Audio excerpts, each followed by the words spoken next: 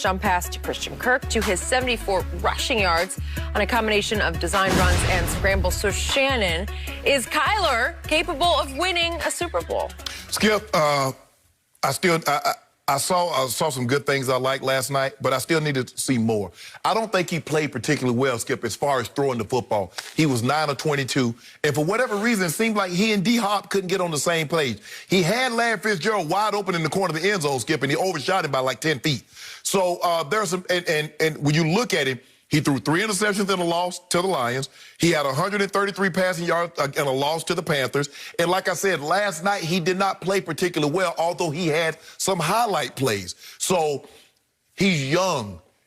He needs to get more consistent because he can throw the football. He just needs to get more consistent throwing the football. So to project out, I think he's only going to get better. They'll continue to surround him with talent. I say there's an 80% chance that, but Skip, the talent level, Mahomes Mahomes is here. Now the thing is that you'll get the Breeze in the next year. Breeze is probably going to go away. The next year or two, Tom Brady's going to go away. So that's going to increase, Brady kept somebody, those guys, keep a stranglehold on NFC titles. Well, not Brady's in the NFC. So I'm going to say there's an 80% chance, Skip. But I'm not really saying, oh, absolutely, slam dunk, because I still need to see the consistency, the consistent throwing the football. I don't see that on a consistent basis enough for me to say definitively yes. Like when we asked Mahomes, we asked this question a couple years ago, I was like, absolutely, Skip. There's no doubt in my mind. I'm not there with this kid yet. Absolutely, there is no doubt in my mind he is capable, Kyler Murray, of winning a Super Bowl. I have been on board from the start, from his days at the University of Oklahoma. You have been skeptical from the start. You have come around a little bit, grudgingly, inch by inch. That running, Skip, I'm surprised. But the thing is that what I saw, he's not going to let you get no hit on him. If you get close to him, he's like, okay, I give up. That is correct. Most electric feat I've seen since Barry Sanders. That's what I said when he was at OU.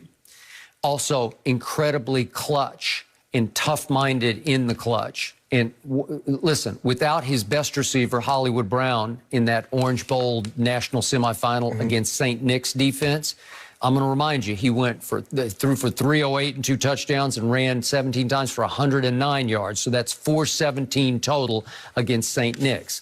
Well, again, Saban's defense tends to give up a lot of yards sometimes, even though they'll outscore you, which they did that night. And it was basically a mismatch because OU's defense was all-time bad. It still is. It still is.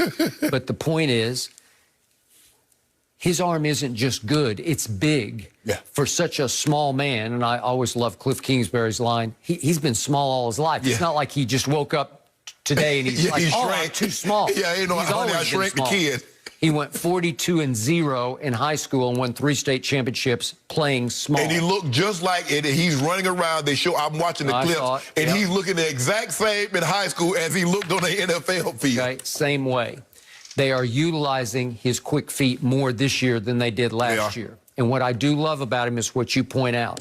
He was simply the 9th overall pick in the baseball draft by the Oakland A's, Billy Beane, the great Billy Beane, friend of mine, and they wanted him badly because they thought he could be a star, a Gold Glove center fielder who could steal bases. Not Billy doesn't love stolen bases, but who could run on the base pass, who could make things happen with his legs, with his feet, and big arm and big bat, had power at OU, showed power. So he's a little power plant of a man who gets how to slide. He like the thing that just haunted me about Robert Griffin III was he never could figure out how to get down.